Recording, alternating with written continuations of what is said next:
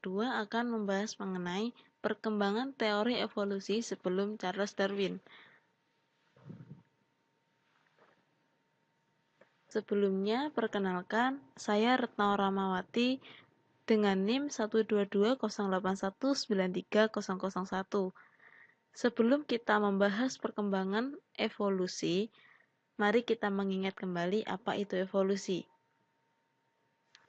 Evolusi merupakan salah satu cabang dari ilmu biologi yang mempelajari tentang perubahan yang terjadi secara berangsur-angsur sesuai dengan waktu dan tempat. Teori evolusi terus mengalami perkembangan. Membicarakan mengenai teori evolusi selama ini selalu diasosiasikan dengan Charles Darwin, yang dikenal sebagai Bapak Evolusi. Namun, sebenarnya biologi evolusioner sudah berakar sejak zaman Aristoteles. Saya Afifah Zuriatus Sa'diyah dengan NIM 12208193053 akan menerangkan tentang perkembangan evolusi pada pertengahan abad yang ke-19. Yang pertama, menurut Aristoteles, semua bentuk kehidupan dapat disusun dalam suatu skala atau tangga dengan tingkat kerumitan yang semakin tinggi. Idenya ini dikenal dengan skala alam atau scale of natural. Aristoteles mengorganisasikan makhluk hidup dalam suatu hierarki seperti tangga, dengan tumbuhan ditempatkan di bagian bawah, hewan ditempatkan di pertengahan, dan manusia ditempatkan paling atas. Yang kedua yaitu menurut Carolus Linnaeus, seorang ahli botani Swedia yang mencari keteraturan di dalam keanekaragaman kehidupan untuk kemuliaan dan keagungan Tuhan. Linnaeus mengelompokkan spesies berdasarkan tingkat kemiripan. Spesies yang mirip satu sama lain dikelompokkan ke dalam genus yang sama. Genus yang mirip dikelompokkan kepada famili yang sama, dan seterusnya. Bagi Linnaeus, pengelompokan spesies yang mirip dalam satu kelompok tidak mengimplikasikan adanya pertalian keluarga menurut garis evolusi. Sebelumnya, saya akan memperkenalkan diri saya terlebih dahulu. Nama saya Dian Ayusdaningrum, bisa dipanggil Dian. NIM saya 12208193046. Saya akan menjelaskan tentang perkembangan teori evolusi sebelum Charles Darwin, menyambung presentasi dari teman saya sebelumnya. Jadi, di pertengahan abad 19 ada salah satu tokoh yang bernama Comte de Buffon. Pada tahun 1707 sampai 1778. Buffon merupakan orang pertama yang membahas sejumlah besar masalah evolusi. Buffon bukan ahli evolusioner biologi, namun dia adalah bapak evolusionisme. Buffon membawa gagasan evolusi ke ranah sains yang mengembangkan konsep kesatuan tipe. Pendahuluan anatomi komparatif yang terdapat beberapa faktor pendukung evolusi, yaitu perubahan lingkungan, migrasi, isolasi, geografi, dan perjuangan untuk hidup.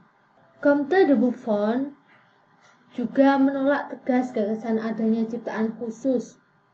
Buffon sendiri berpendapat bahwa variasi-variasi kecil yang diperoleh dari faktor lingkungan yang diwariskan hingga terjadi penimbunan variasi. Oke, selanjutnya pada akhir abad 19 terdapat salah satu tokoh yang bernama Georges Cuvier pada tahun 1769 sampai 1832. Zoologis ini yang pertama kali menggunakan anatomi perbandingan untuk mengembangkan sistem klasifikasi hewan dan juga menemukan ilmu paleontologi. Cuvier tidak menyumbangkan gagasan mengenai teori evolusi secara langsung. Hanya saja, Cuvier mendukung teori catatropism. Teori ini terkenal yang bunyinya yakni setiap lapisan batuan dihuni oleh makhluk hidup yang berbeda dan diakhiri dengan kepunahan. George Cuvier tidak menyokong teori evolusi karena percaya adanya ciptaan khusus. Cuvier juga berpendapat bahwa makhluk hidup di lapisan bumi paling atas akan sangat berbeda dengan makhluk hidup di lapisan bumi terbawah. Perkembangan teori evolusi yang selanjutnya dikemukakan oleh Jean-Baptiste de Lamarck yang mencetuskan teori dinamis pada tahun 1744 sampai dengan 1829. Lamarck ini merupakan ilmuwan dari Prancis yang mengajukan suatu model komprehensif tentang terjadinya suatu perubahan pada makhluk hidup yang diakibatkan dari pengaruh lingkungan. Ketika suatu lingkungan berubah, organisme harus mengubah perilaku mereka dengan beradaptasi untuk dapat bertahan hidup. Contoh yang dikemukakan oleh Lamarck ini adalah pada leher jerapah. Hewan ini memiliki leher yang panjang karena mulutnya yang berada di kepala dan selalu digunakan untuk meraih daun-daun yang berada di dahan pohon yang tinggi, sehingga semakin lama leher jerapah tersebut akan menjadi panjang. Yang selanjutnya dikemukakan oleh Thomas Malthus yang mencetuskan pertumbuhan populasi versus persediaan makanan pada tahun 1766 sampai 1834. Menurut Malthus, diperlukan perjuangan yang keras untuk dapat mempertahankan eksistensi manusia, karena potensi pertumbuhan populasi manusia seperti deret geometri, yaitu kelipatan 2, sedangkan kemampuan untuk menyediakan makanan dan sumber daya lainnya, seperti deret aritmetik atau deret hitung. Hal ini mengakibatkan cepat atau lambat akan terjadi suatu benturan antar anggota populasi dalam pemanfaatan sumber daya, khususnya bila ketersediaannya terbatas.